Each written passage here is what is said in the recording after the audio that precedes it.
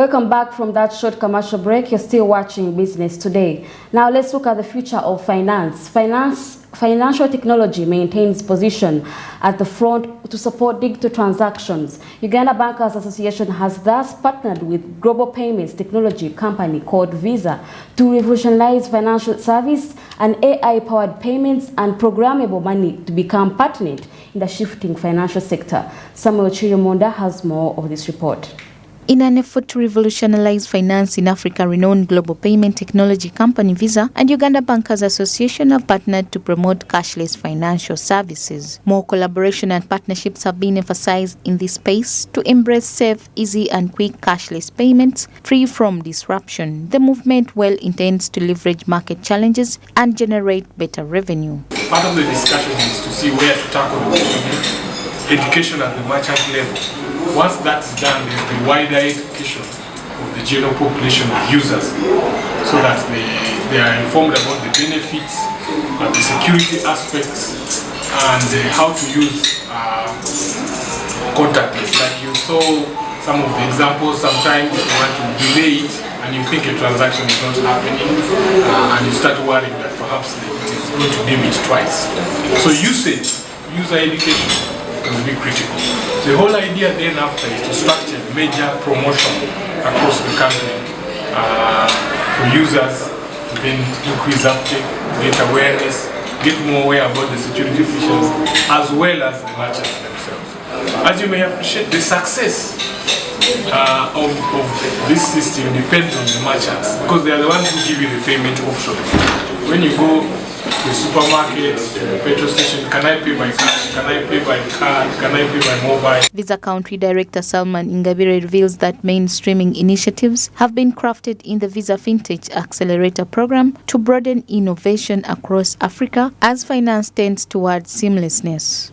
People think it's not safe because people think it's expensive. So that's why we have today a partnership with Uganda Bankers Association to create awareness around card payments, digital payments, and make the country understand how these are important to go towards a digital economy, and where it is possible, we look for ways we can make it affordable, accessible, while we are still on the safe side and make security our top priority as Visa and also for the partner. Financial literacy, just like with a majority of other sector challenges, has been highlighted as critical to entrench e-payments and other respective products in the drive. So across the economy, we are looking at areas where a customer would likely make a payment every single day, and we want to drive those payments to contactless. Uganda's e-payment portfolio is believed to be at 1.4% in comparison to other East African states. Meanwhile, financial integrity remains pertinent to the transition. Samlanifa, Samuel Chirimunda, Smart 24 TV, Business Today. Pressure to review investment. The Southern and Eastern African Trade Information Institute, STARTIMES, has maintained demand to review the Investment Code 2019. Although citing investment challenges such as environmental and labor inequality, this time it should be noted that the Act as well doesn't identify Ugandan citizens in the investment as it broadly generalizes East Africans, which isn't the case in Tanzania and Kenya, for example. Take a look at this report. Uganda's investment regime has undergone policy reforms, including implementation of the Investment Code Act 2019, aimed at attracting investment inflows despite loopholes in it. Investment promotion efforts, violation of investment provisions by certain corporations continues to prevail. Human and environmental violations within local communities have been quoted, for instance. Environmental degradation, labor inequality to land grabbing and forced evictions have dominated worry. STARTIMES has in turn maintained advocacy for review of the Act, emphasizing the need for investors to obtain information regarding all investment factors such as land and other resources. The quality of investments. And as Joseph pointed out in his expectations, what we want to see is the balancing of rights and obligations. We are not here members of the Fourth Estate, we are not here to say we don't want investors. Don't misquote us. We want investments, both domestic and foreign investments. We want them. But we want to balance between the rights and obligations of the investor. Respecting people's rights, but also encompassing the challenges that we have seen in Movende, in Kalangala, over a number of the issues on the plantation investment schemes, where most of the workers have failed to actually get decent livelihoods or decent dignity to work, given the challenges that have come up with some of the investors that have also seen to it that they have not taken clear compliance to most of the issues that should be addressed to them. So when we look at the issues to do with economic and social rights, there's a need to ensure that the investment code can also address some of these, at least put in a clause that protects the host communities to ensure that they too can also be able to be given free, prior and informed. Legislators urge that a lack of transparency among specific ministries has hindered their ability to assess and improve the advancement of certain projects. We are affected. Sometimes our reporting is very poor. We do not, we even fear to openly come out, say that this agreement is hosted by this department. This agreement is hosted by this ministry. Sometimes the hostage even keeps changing. Some are like, don't tell them we are the ones hosting it, because probably the scholarships that come with it will go to another ministry. All the funding that comes, all the staffing facilitation that comes will go to another ministry. And so that one leaves us members of parliament unable even to check on the what?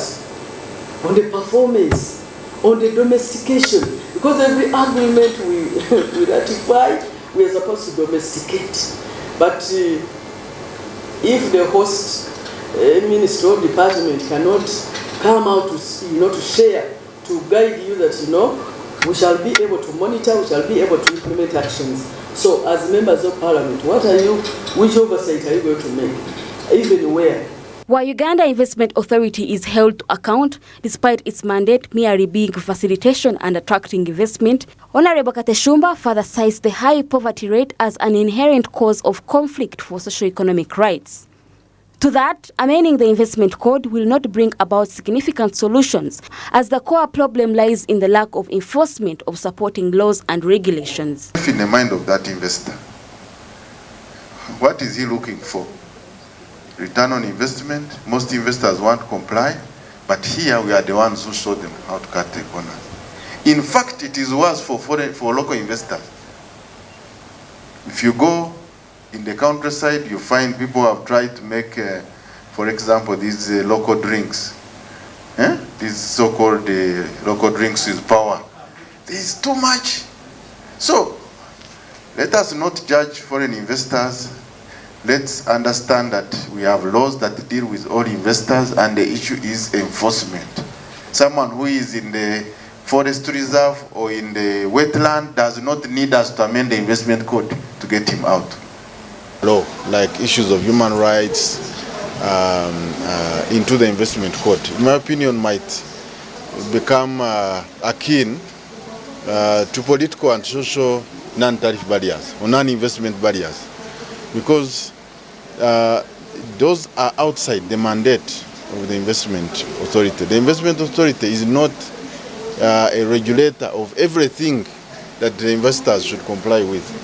Investment authority's mandate is to attract investment, give them the value proposition that we have as a country, the strategic sectors, and guide them on the incentives that are available.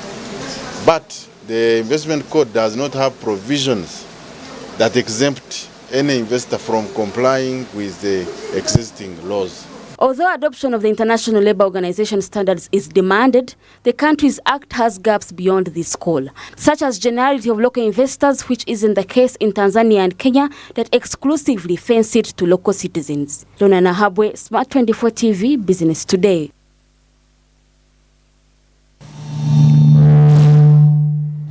We now look at city implementation, with Phase 4 of city implementation meant to be on this year, Kabale, one of the last 4 remaining cities, has had its fear addressed to the local government ministry. According to the City Claim Forum that was instituted to demand implementation and transformation, is most likely to attract most improved infrastructure and gross development while boosting the tourism sector and tapping into foreign exchange receipts. Take a look. The Minister for Local Government, Raphael Majezi, has shed light on claims that Kabale would miss out on implementation as a city, a cabinet resolution passed in May 2019. As per Phase 4 of implementation, 5 cities are meant to be operational as this financial year starts. Kabale is one of the last 4 that include Moroto, Nakasongora and Wakiso. For it, confusion over city status started when the State Minister for Finance expressed concern over its possibility owing to financing challenges that have engulfed public administration. Itaba finance our President Museveni kandi nawe twikirizingana nawe. The Finance Ministry agreed with the President that these cities don't bring in any revenue in the country other than maybe creating opportunities for leaders. We therefore agreed that these cities and administrative units should be put aside. A city claim forum was formed following uncertainty. Barnabas Tugumesirize, the chairperson of the forum, explains the faith held in transforming Kabale into a city as it would stimulate development, improve infrastructure and boost tourism that would tap into international markets such as the neighboring Rwanda. A similar perception is exhibited by Kabale Municipality Mayor Sentaro Byamugisha. We received the bad news from Honorable Minister Mzasisi that the system is not coming. Now we sat as human rights defenders and activists in the region. We said we should not accept this because even in 2021 when we were campaigning for President Museveni and NRM candidates, we used this city as a tool to get votes from our people in the region, in Gezi region. So now how shall we now go back to our voters in Gezi sub-region that the city is not coming? We need it because it brings with it brings the services, it improves on the infrastructure of the area and also attracts investors and other businesses. So we still need this city, and as people who believe in development, as people who want to see Kigezi develop, then this city must be supported, and we appeal to the President that he should not listen to few voices. For clarity over the confusion, Minister Majezi addressed various stakeholders in Kabale Municipality, confirming that his ministry had not received any communication from the President, reversing the past resolution in 2019, stressing the fact that operationalization is the only missing element. The issue of the city of Kabale, still I explained to the group, we still have time up to 26. Any creation of administration units or operationalization shall be handled as we go towards the next election. So don't allow this matter to be an issue of discussion. Now you can divide the community for nothing. Transformation to city status is benchmarked on certain metrics. Population of at least 300,000 residents within a minimum area of 50 square kilometers, population density ranging from 6,000 and 20,000 per kilometer, an area not exceeding 100 square kilometers, an integrated city development plan in accordance with urban policy, demonstration of capacity to generate sufficient revenue, capacity to efficiently and effectively deliver essential services to residents, institutionalized activity participation by residents in city affairs, among other considerations. The local government minister still advised municipal authorities to prioritize the development of a comprehensive physical plan for the town that should include essential aspects such as improved drainage system and upgraded road networks, for example. As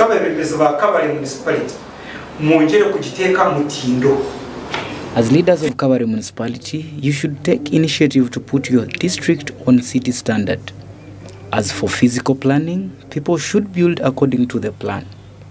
With 15 new cities approved and a number already operational such as Jinja, Mbarara, Guru, Mbale, Arua, Fort Portal and Masaka taking effect in the financial year 2020-2021, Kabare, Moroto, Wakiso, and Kasongola will be next provided preparations are free of financial constraints. Maseka Tsime, Nobandia Mohachi, Smart 24 TV, Business Today.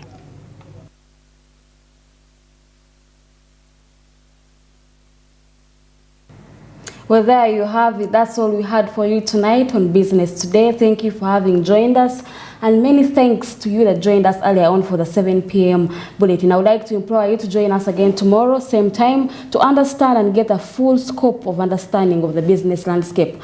Until tomorrow, I'm Rana Habwe, together with Winnie Wins and Akauchi for the sign language. You have a good evening. Business Today, UNBSED claims 100 million shillings bribe to Standards Board to retain job as Kosase inquest unleashes loss and corruption. Finance Ministry upholds devotion to freeze borrowing. Economic observers question move, citing potential dire impact. And STARTIMES maintains demand for investment review, while policy obstacles are linked to enforcement gaps.